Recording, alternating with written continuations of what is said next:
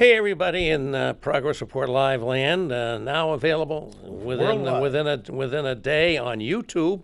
I'm getting a lot of excitement from people that they can now get us on YouTube. Fantastic! Glad they're excited, and hope they hit that like button. I hope they hit that like button. Subscribe. I hope they'll All those pass the word. If you can't get our show as it goes out on the cable system to Manchester, Auburn, and Hooksett, and you don't want to wait around for the repeats, so you don't care about them anymore, you can get the show within 24 hours every week on YouTube or Instagram, and we would love to have that audience be part of our regular constituency here. In any event, today we are very pleased on this, the last show in October, with a hugely important midterm election coming up November 8th. We are very pleased to welcome back for the first time in way too long one of our favorite friends of the show and a media personality. And I just want to use this word, an influencer. Have you heard about the fact that we have such things as called influencers now? And if ever there was one, Arnesen is it. one. I don't know how you get to be an influencer, but I have no doubt that Deborah Arnesen is an influencer. In fact, just today we got a notice from her that something she had to say about one of our candidates, I believe it was a Republican Senate candidate, Don Bolduc, got into New York Magazine. So she's an influencer without a doubt.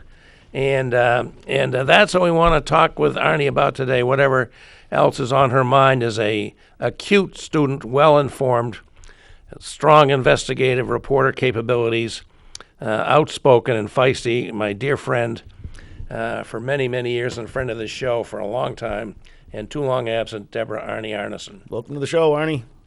So can I toot my horn since you started mentioning YouTube and that the progress report is on the YouTube? Sure. So I just want to give you a little bit of a history.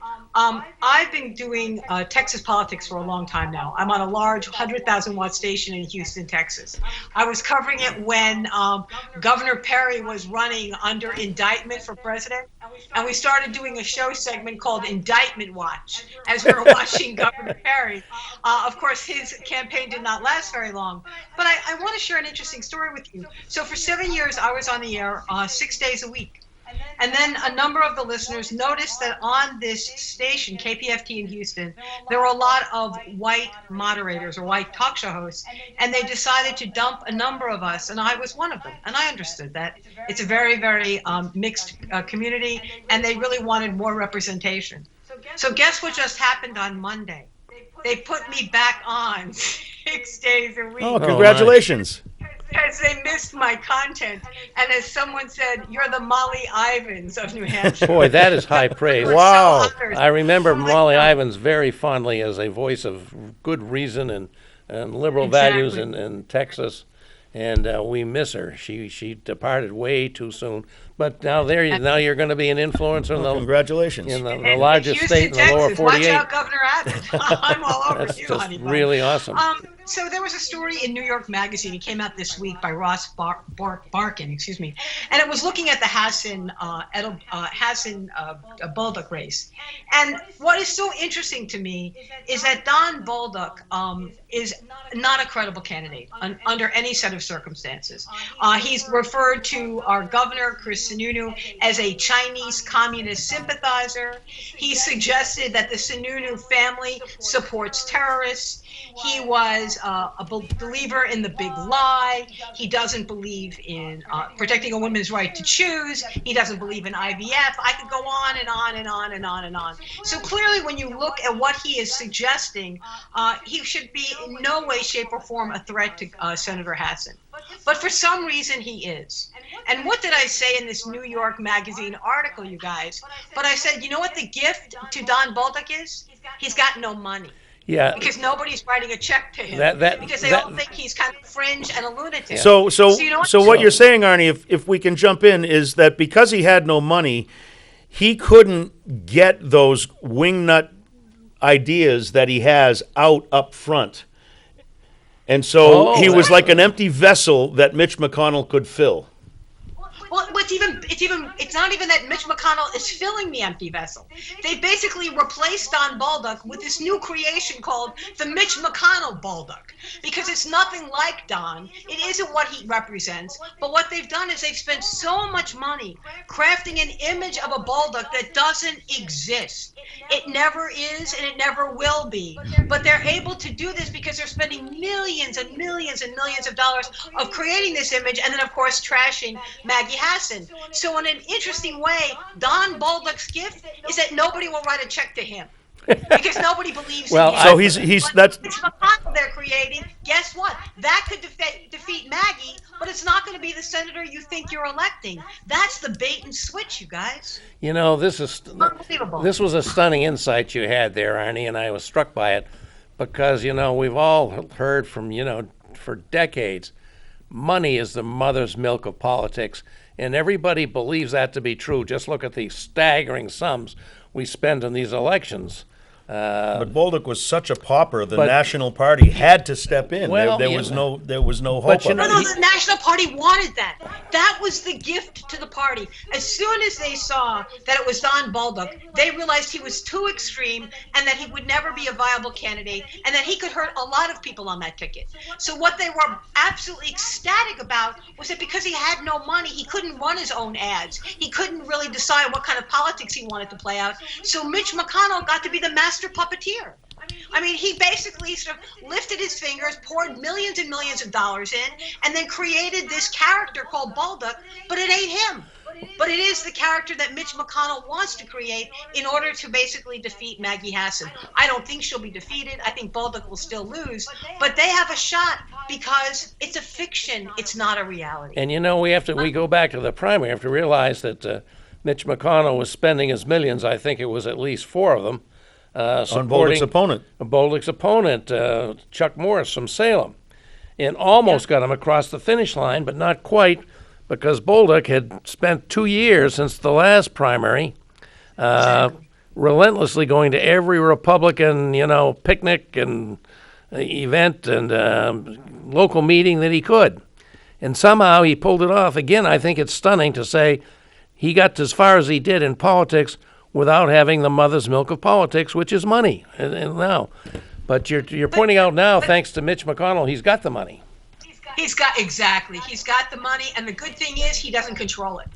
That's the gift. The gift is there's I wouldn't call that a good thing. I would not call that a good thing. No.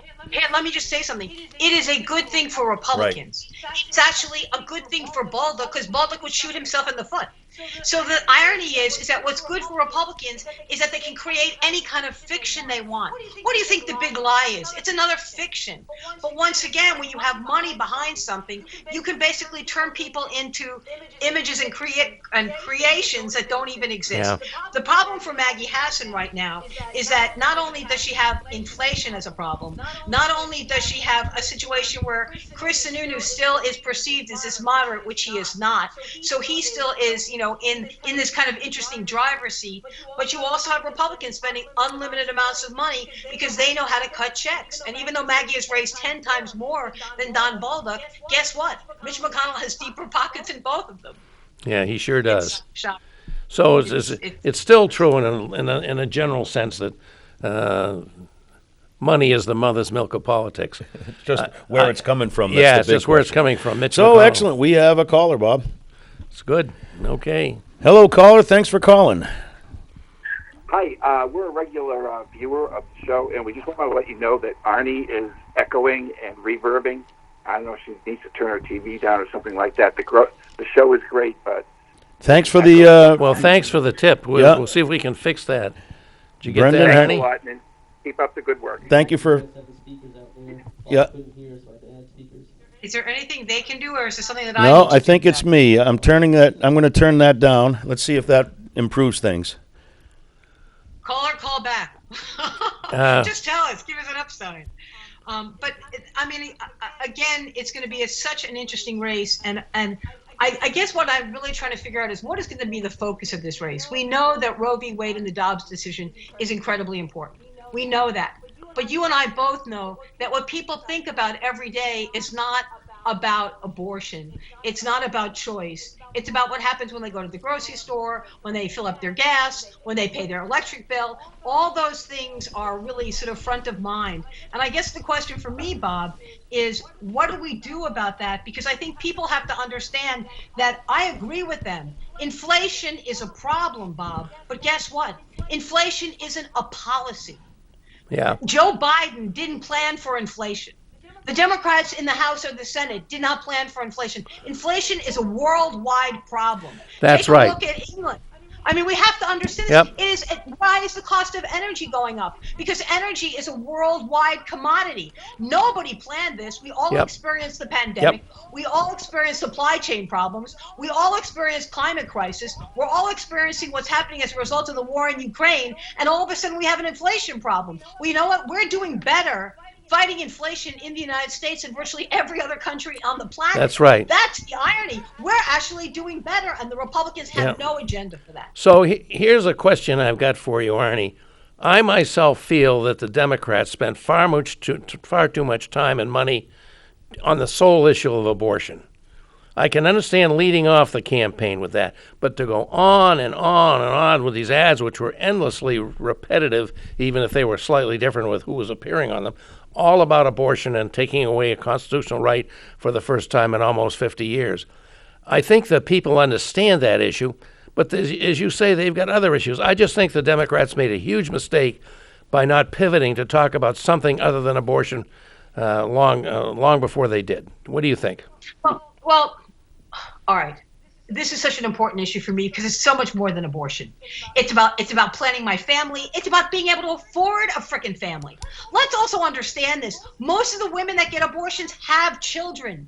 They want a family. What they can't do is make sure that their family is affordable. So there is an economic relationship between what's going on with a woman's right to choose and what's happening with abortion. But you're absolutely right. We can talk about both, Bob. That's the problem. Yeah. It's not like I should make a choice.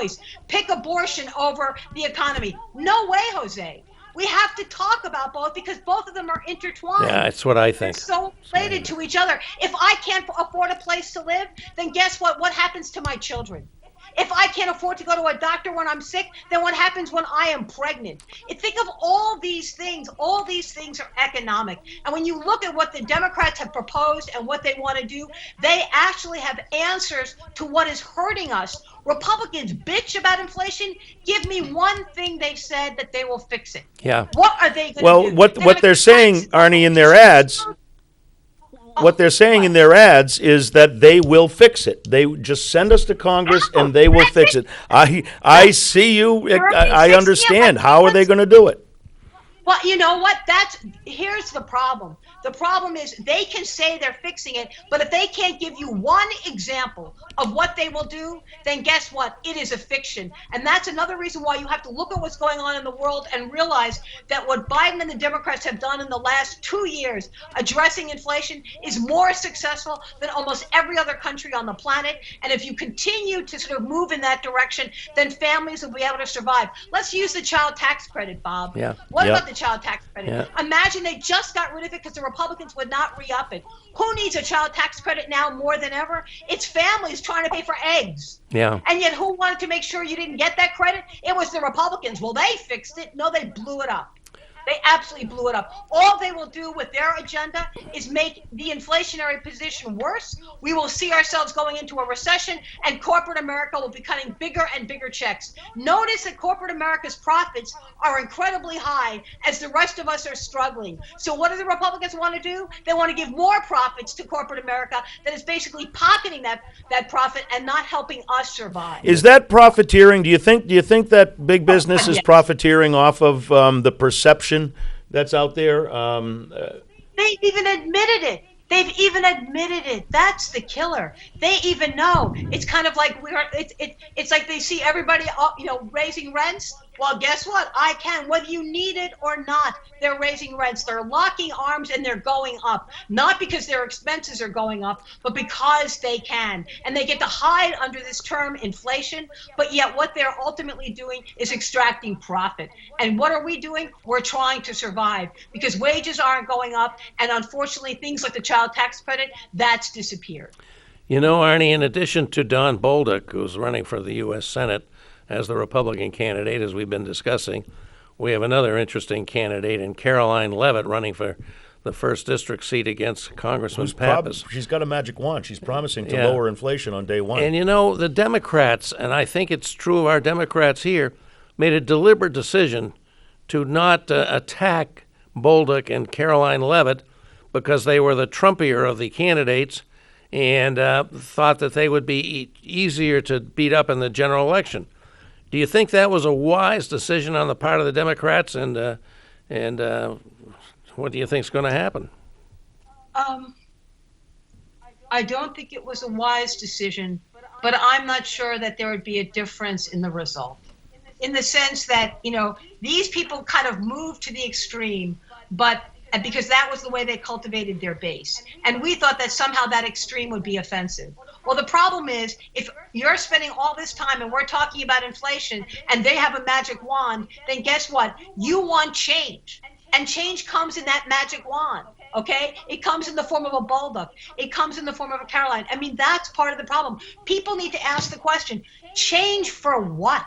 Yeah. Change for what? Yeah. And if you can go through all the list of things that Democrats will do, and then there's a blank list under Republicans, the fact that they use the word change, it could be change for the worse. Well, but Arnie, it's the socialist agenda. That's right. It's against the socialist agenda. They have labeled all of the good work, all of the reduction of the national debt, all of the keeping inflation minimized, trying to maintain everything that's happened, not to mention the infrastructure bill, the CHIPS bill that's going to bring high-tech manufacturing back to America. All of that is the socialist agenda. So it's a big, scary thing. Really talk to Dean Kamen about the socialist agenda. If there was ever a capitalist in America, it's Dean Kamen, a good Republican capitalist, by the way. And Dean Kamen got a check, the city of Manchester got a check for what, $44 million, some incredible amount of money in order to create this new epicenter for a new industry. Well, is that socialism, or is that going to invest in incredible capitalism in Manchester? Dean Kamen sees it as an incredible opportunity to really begin to challenge Silicon Valley, to begin to create sort of the new cutting edge in industry and manufacturing. And how did it happen? Because that socialism of the $44 million that was seeded by the Biden government is going to turn everything over in New Hampshire and especially in Manchester, which was one of the cities that got that money. Kamen doesn't see it as socialism. Kamen sees it as a remarkable investment in opportunity. Use Kamen against those Republicans. Every time they want to mention socialism, I'd fly him up and down the flagpole. That's a good point. That's a very good point. People talk about socialism when it's coming into our pockets, but when it's going into corporate coffers, it's the kind of socialism we seem to like, I guess. I don't know. Well, but we don't call it socialism, because when you help me pay my rent, then guess what? I am helping that capitalist landlord. I'm helping that capitalist electric company. I'm helping that. I mean, let's be honest here, that if you drain the dollars out and I'm not able to survive, then capitalism ultimately dies. But if we're able to sort of, raise all boats at the bottom, then guess what? Not only are we surviving, but they are surviving as well. Yeah. I mean, these kinds of choices are faux choices.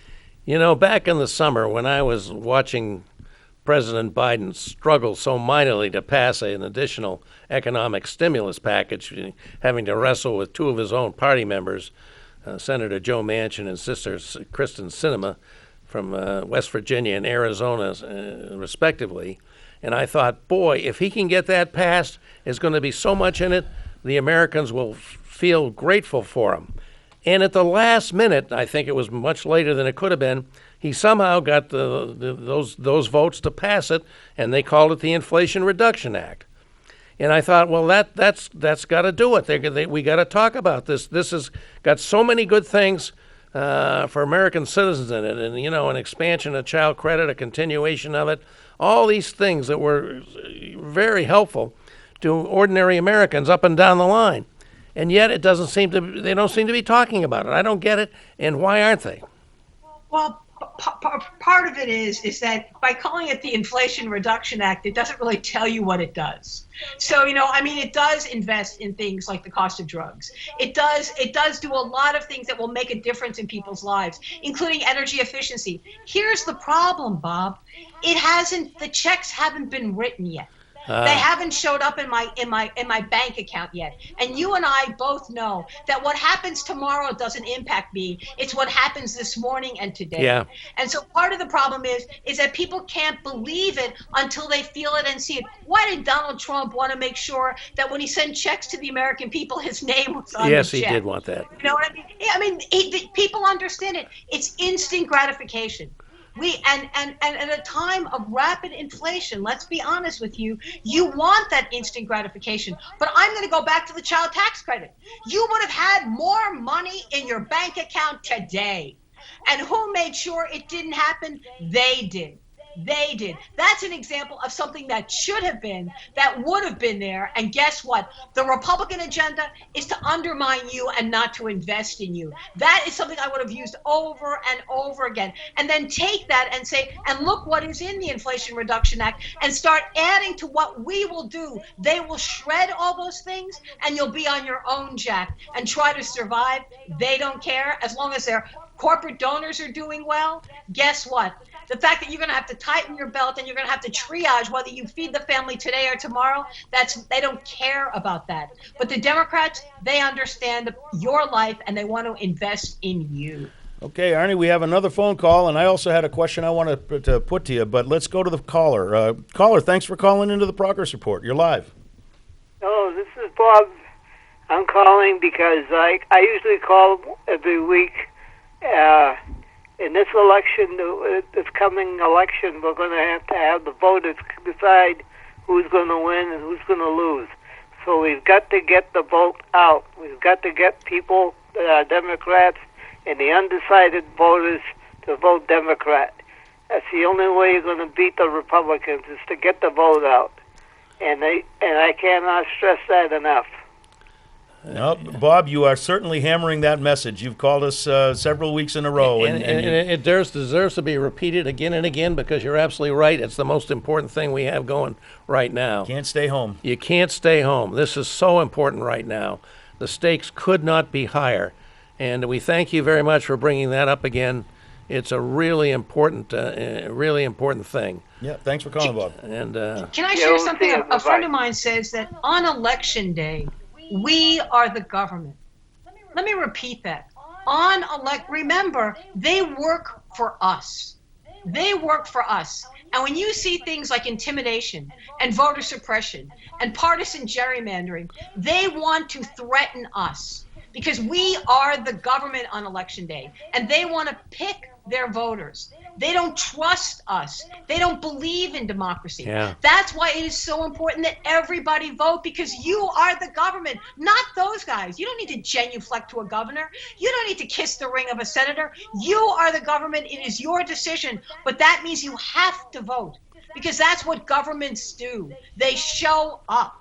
They show up. And if you care about your kids, if you care about the climate, if you care about the environment, if you care about your job, then guess what? On Election Day, you are the government. You better show up. Arnie, you were talking about what's going to come, that big blank, unknown slate agenda that the Republicans are going to bring if they succeed.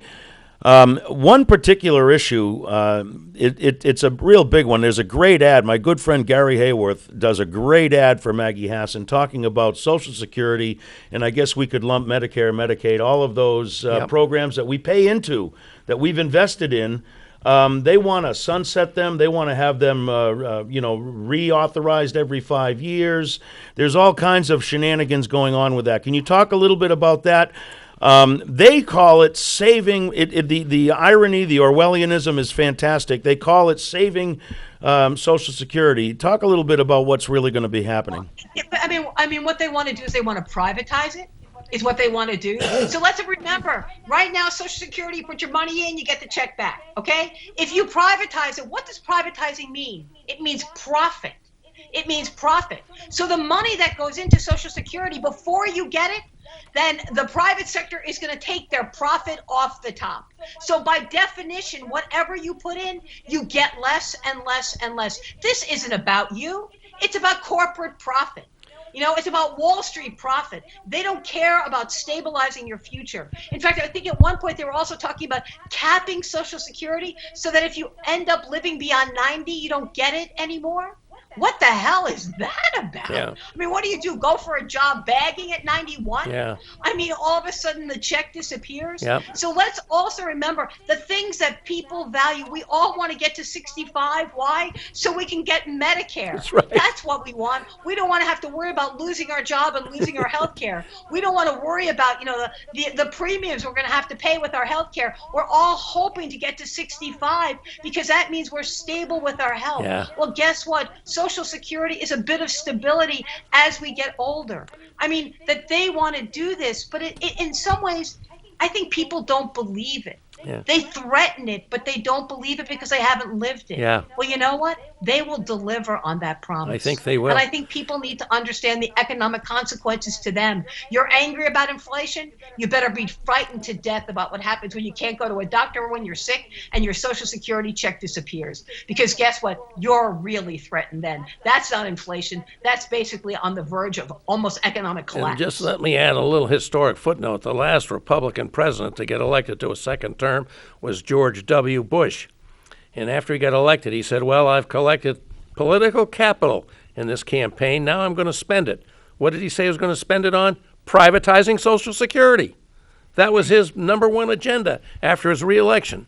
So this is a long time, issue with the Republicans to privatize Social Security, which, as you so ably pointed out, could be a real disaster And for as people. we've seen with the courts, they play the long game. Privatized does not mean privatized. But please, let's remind everyone, it's profit. It's not. It's profiting Social Security, not privatizing Social Security. It means that somebody's going to scoop money off the top and put it in their pocket and not in yours. So don't buy into the privatization lie, because the privatization lie means absolutely either nothing or less for you, because someone's going to make a profit on your hard work and your investment. And just to pick up on something you also just recently said just a few minutes ago, Arnie, the importance of getting out and vote, because then you are the government.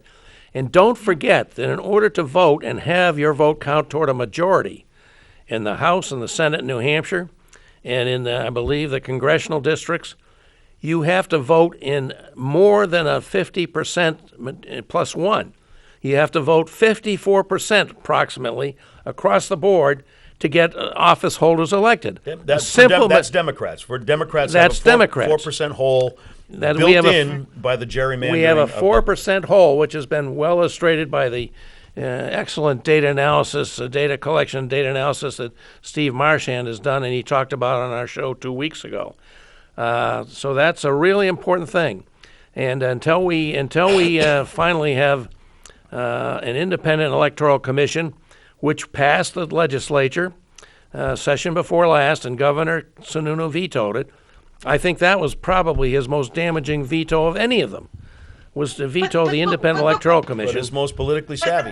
Let's talk about property taxes. Let's talk about public education. Let's talk about Edelblut. Let's talk about what they're doing with education. They're draining dollars out of our public schools. What does that mean? That means just when your children need a greater investment, because we've come out of a 2-year pandemic where we obviously see problems with education, with the math scores, with the English scores. Instead of investing in those schools, what are they doing? They're draining millions and millions of dollars out so that they can put them into these, what do they call those, education freedom accounts? Yeah. They're giving it to people for homeschooling, for religious schools, for private schools. And here's the kicker. They call them an education freedom account. Most of those dollars went to people that already exercised their freedom. Yeah. They weren't in public schools. I think that's already a great point. And they're taking money out, paying for what they'd already made a decision to do. That's a great point. And the fact you mentioned last, that so many, I think it's above 80% of the dollars are going to people who have already migrated away from the public schools. Yes. That's just unbelievable that we're permitting this to happen and waving flags like it's a great thing. But it's going to set communities up to fail. Yep. They're going to have fewer dollars, or they're going to have to raise property taxes during the inflationary period in order to educate their kids, because these vital dollars are coming out of our schools. And let's remember, New Hampshire still ranks 50th in state aid to education. And if you doubled our state aid, we'd still be 50th. What does that mean? That means local communities do all the heavy lift. Yeah. And what is Edelblut and Sununu doing? The handmaidens of destroying public education. They claimed there was only going to be a couple of hundred people that were going to do it. Well, we're now seeing millions and millions of dollars being drained out of public schools, and they're going to expand the number of education freedom accounts, so even more dollars will come out. Yeah. It is a disaster for public schools. It's frankly a disaster for democracy. Arnie, you've given me the segue I was looking for. For a long time, over the course of the past few weeks, Bob has been on fire about the threat to democracy posed by the Republican Party in the United States. Can we talk a little, steer the conversation a little bit? Let's talk about that. We have seen their assault upon our system of government. We have seen their coup attempt. We have the evidence. We have the receipts. They are telling us that they're going to do it again. They told us they were going to do it the first time. We didn't believe them, but they did it. What do you have to say about what we have to do as voters to defend the very democracy that we claim to live in? So think about this. A democracy is premised on 1, 2, 3 people, whatever it is, 3 parties running, and then the party that gets the most votes wins, okay? And you respect it because, again, remember, government happens on election day. You are the government on election day, and therefore you exercise your choice, and based on the numbers that are collected, the winner wins. Well, what do they say? No, we win. And if we don't win, it's rigged. So in other words, there is no choice. In other words, there is no election. In other words, there is no democracy. Because unless they win, which sounds very authoritarian or very fascist, unless they win, it ain't real. Well, you know what? That's not democracy. Democracy is about a choice. And what they're telling you is you have no right to your choice. You have no right to your vote. You have no say in this choice because we have already predetermined it. We win. Did you hear, what is it, the governor, the woman who's running for governor in Arizona, Yep. I think it is? When they asked the question, what happens if you lose? I will win. What happens if you lose? I will win. Listen to what she's saying. She is telling you, I don't care what you do. I have made the decision that I will win. Well, that's an I and not a we. Yeah. What is democracy? Democracy is a we. Yeah, her exact quote was, I expect to win this election and I will accept that result. Question Right, repeated. that's it. That's what she keeps saying. And she said it again. You know, I expect to win this election, and in that event, I will accept the result. so what she is saying is that you have no value, that you are not important, that this is not your choice, it is mine. Yeah. It is mine. That is not democracy, everyone. Yeah. I want everyone to vote. Yeah. I want all of them to exercise the franchise. Because you know what? I believe if all of us vote and if all of us show up on election day, what will happen is the people that don't respect that choice will lose. Yeah.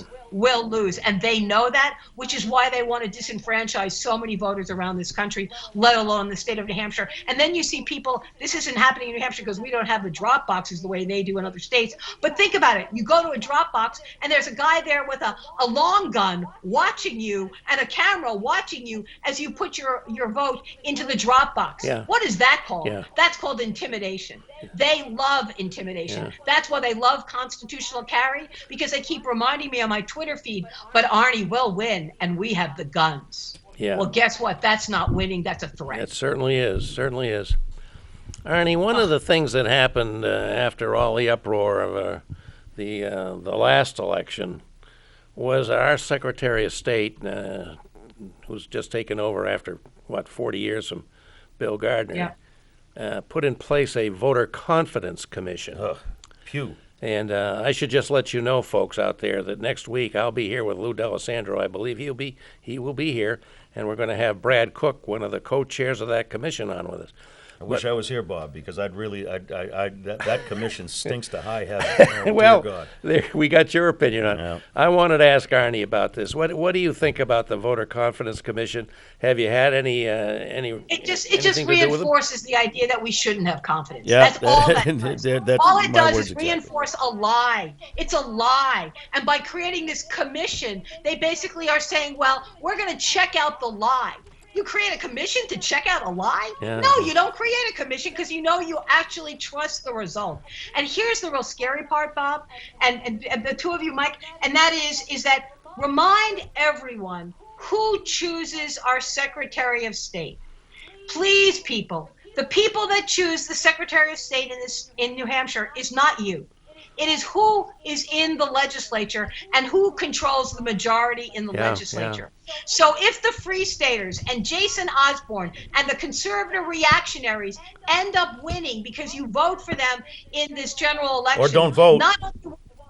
Not only will you lose the ability to have a legislature that really reflects what your values are, but they will then choose your Secretary of State. And I will be honest with you, I don't believe it's going to be Dave Scanlon, because Dave Scanlon still has a shred of integrity. Integrity they don't value. They want someone that they can, another empty vessel that will basically genuflect to whatever their agenda is. And it's not to protect the franchise, it's to undermine the franchise. So please understand, the most important vote isn't even the governor. It's who you elect to the legislature. The legislature is not going to determine the policies. It's going to be determining who your Secretary of State is, and that is about the vote. Yeah. So vote the whole ballot, folks. Remember, we say this all the time. Start at the top and make your way all the way to the bottom, or better yet, start at the bottom and work up. You got to vote those bottom ticket.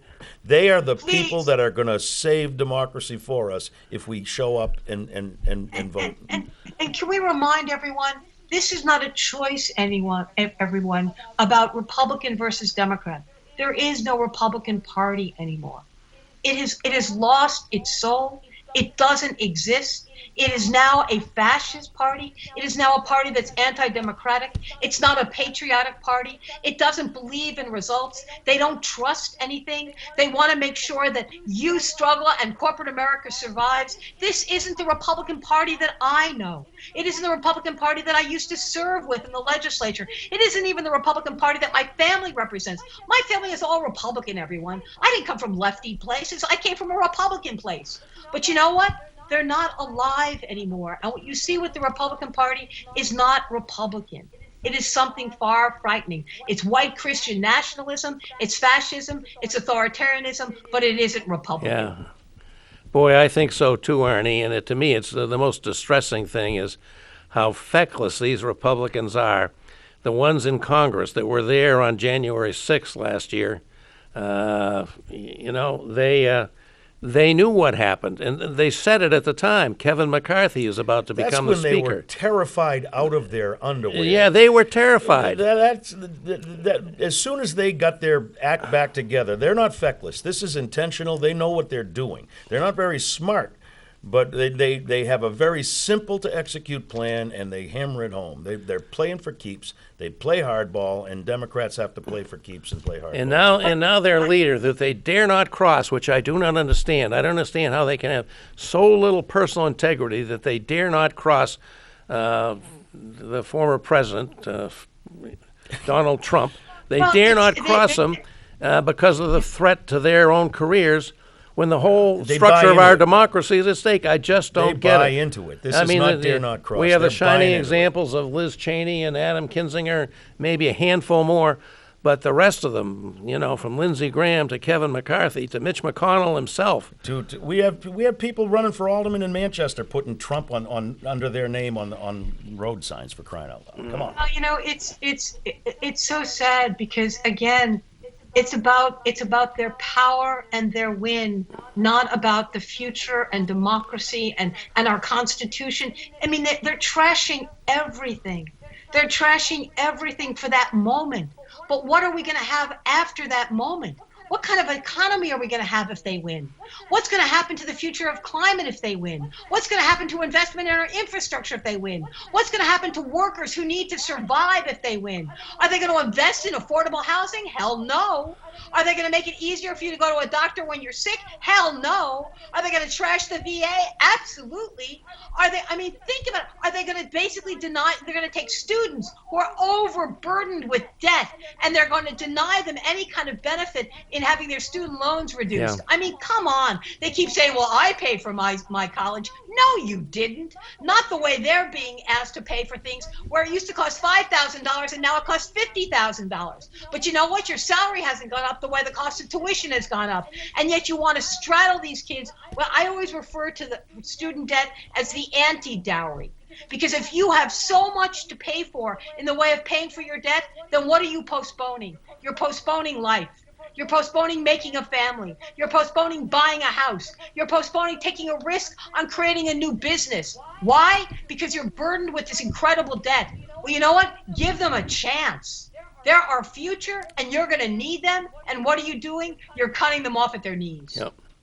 And we know that this problem is not just unique to the United States, although it's a very dire problem. You're going to go to Italy, aren't you, Bob? Italy, Hungary, Poland, Philippines, never mind Russia and China, or Brazil. I just don't know where it's coming from. This, back in 1989 when the Berlin Wall was knocked down, there was a very distinguished historian named Francis Fukuyama, and he posited a thesis that this was the end of history, by which he meant now that the Soviet Empire had collapsed, the future was going to be all free markets and democracy.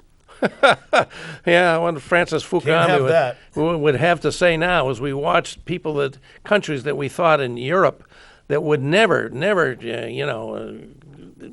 we don't have free markets. Let's also talk about the fiction of free markets. Free markets is not monopoly. Free markets isn't a trust. Free markets isn't Elon Musk. Let's be honest here.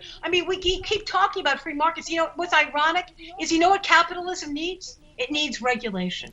That's what capitalism needs. If capitalism is to survive, it needs rules of the road. It needs parameters to how they behave. What created one of the best stock markets in the world? The Securities and Exchange Commission. That's what did it. Yeah. When we stepped in and created regulation and rules, who's thrived? Wall Street thrived. The world of finance thrived. It's just ironic, but look what we ended up doing in 2008. We started to deregulate. We walked away. And who crashed? Wall Street, because they didn't have any rules. Yeah. And then they turned around and said, and bail us out. Screw them. This is where we have to start remembering what's so important. Yeah. If you want to survive, you play by the rules. Guess what? They need to play by the rules too. Many, many years ago, I heard somebody say, I think it was somebody from, Europe say, there are two things I admire about America particularly, habeas corpus and the antitrust laws.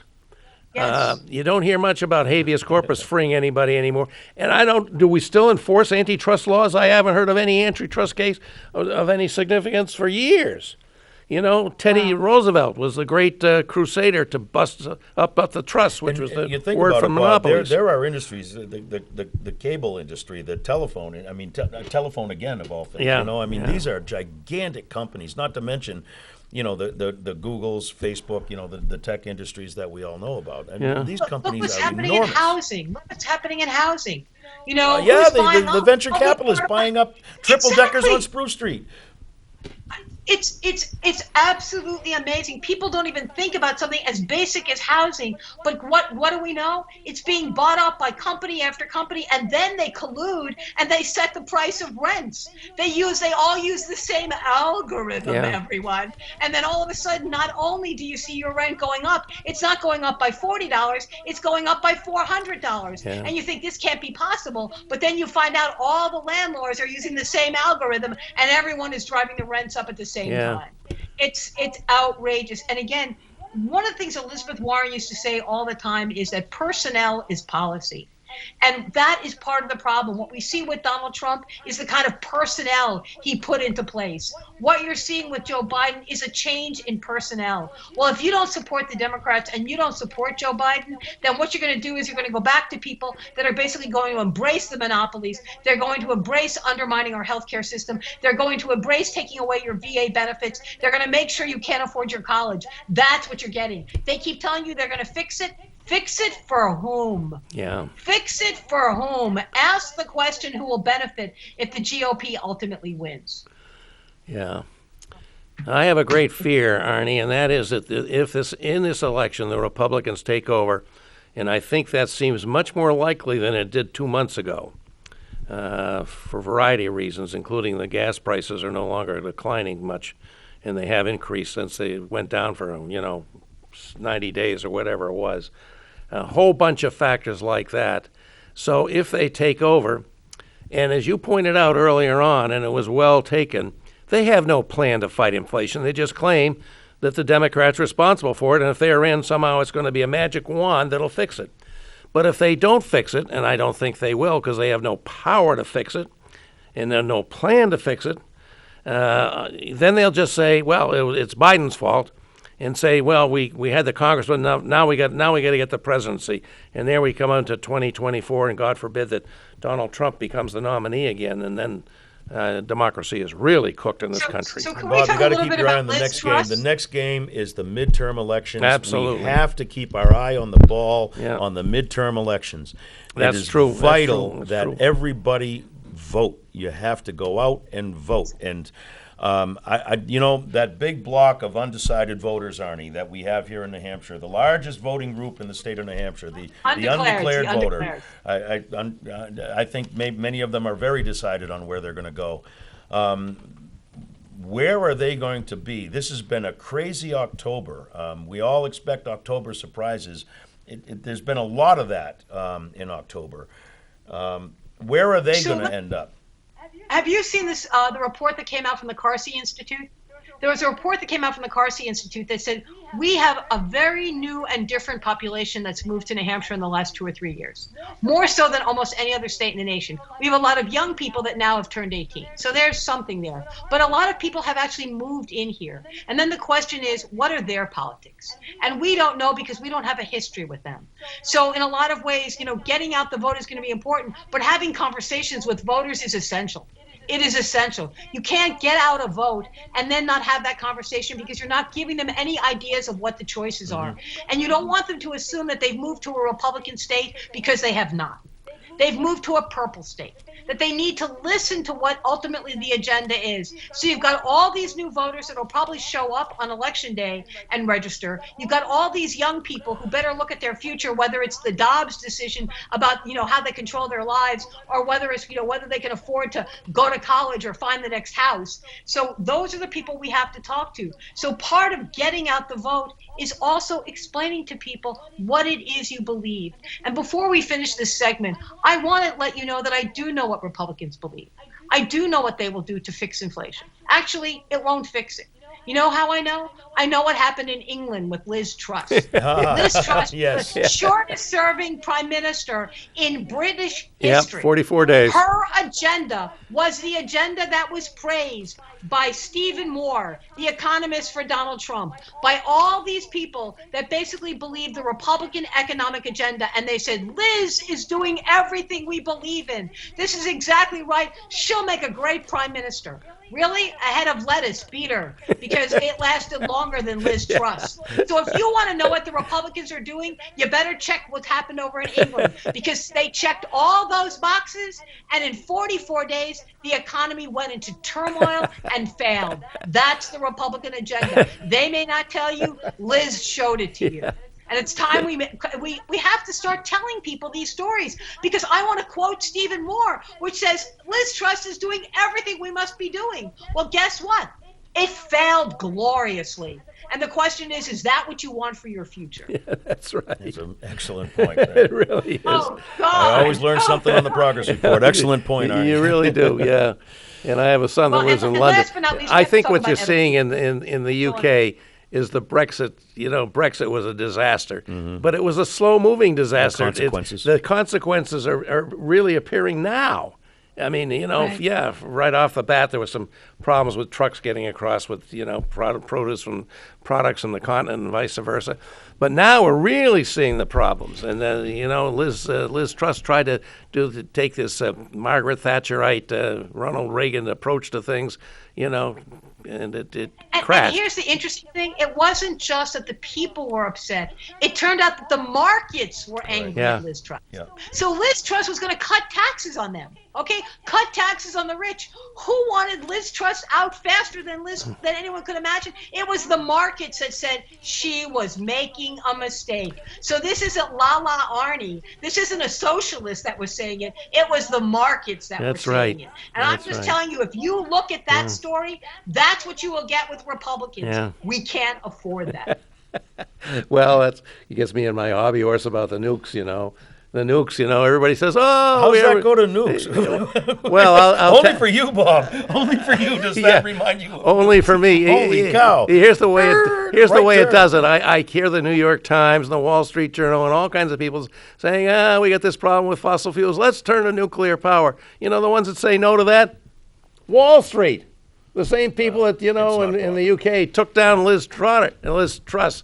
They're the ones that are saying no to nukes. Longest reach of the year, Bob. That was a good one. Long reach on that. I think it works. Well, everyone keeps saying that nuclear power should be part of the solution when we're looking at fighting the climate crisis. So I'm going to remind everyone, really, and where are you going to put it? Number one. Number two, how long is it going to take to build it? Yeah. And if you actually made investments in conservation, in solar, in geothermal, in wind, in all the new things that are coming out, you could literally change the course of not only the climate crisis, but our cost of energy. What was the one community in southern Florida that rode out Hurricane Ian? It was the 100% solar community in Florida that not only survived, they never lost power, and guess what? They weren't torn up as a result of Hurricane Ian. There you have your example in DeSantis' damn Florida, and it was a solar community, everyone. Yeah. Well, guess what? Why aren't we replicating that? Let's talk about one other big issue that's been hammered by Fox News for 4 months. Crime. Can't go out your house. There's crime out there. Turns out that the crime rate in the red, Trump states is worse. But can you talk a little bit about that? We've only got a few minutes left, but that's been a huge issue that they've been hammering, and we're not talking about it.